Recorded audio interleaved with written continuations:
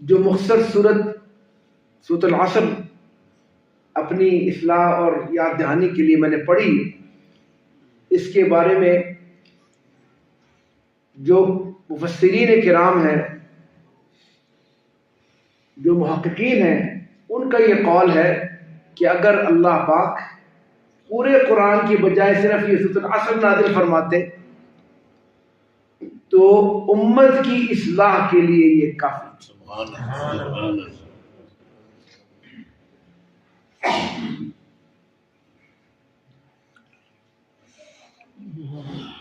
اور اللہ پاک نے قسم کھائی، اللہ جو قسم کھا کے بات فرمائے اس بات میں تاکید شدید ہے، تاکید مزید نہیں، تاکید شدید ہے۔ والعصر، اللہ جو وقت گزر رہا ہے، گزر گیا ہے، گزرے گا، سب زمانے کی ایک اکائی بنا کے اللہ نے قسم کھائی، ان الانسان لفی خسر۔ اس میں جنات کو شامل نہیں کیا، کل مخلوقات کو شامل نہیں کیا، صرف انسانوں کو، کہ بے شک انسان خسارے، سب انسان نقصان میں، نقصان کے راستے، سب انسان کمی کے راستے، سب انسان تباہی کے راستے۔ نقصان کا انجام تباہی ہے نا۔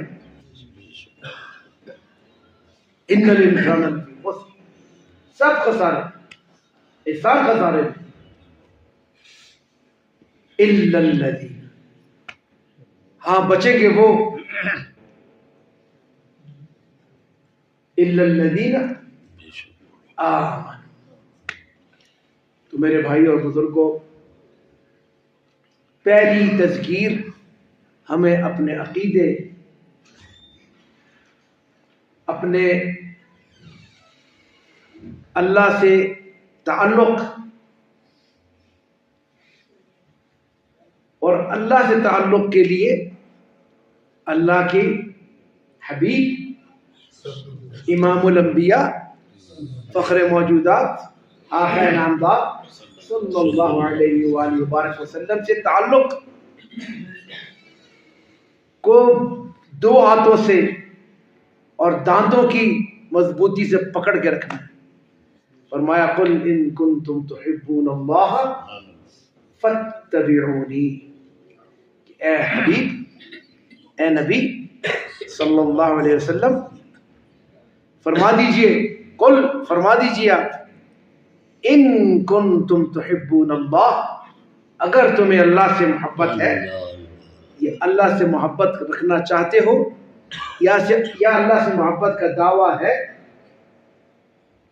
تو پھر اس دعوے کا ایک ثبوت دو، ایک ثبوت، صرف ایک ثبوت، وہ کیا ہے؟ فاتبعونی، میری اتباع کرو۔ تو میرے بھائی اور بزرگوں، ایمان کی بنیاد، اقدس امام الاولیاء ہمارے بڑے حضرت اقدس حضرت شیخ التفسیر رحمۃ اللہ علیہ کے الفاظ، ایک اللہ سے جوڑ اور سب سے توڑ۔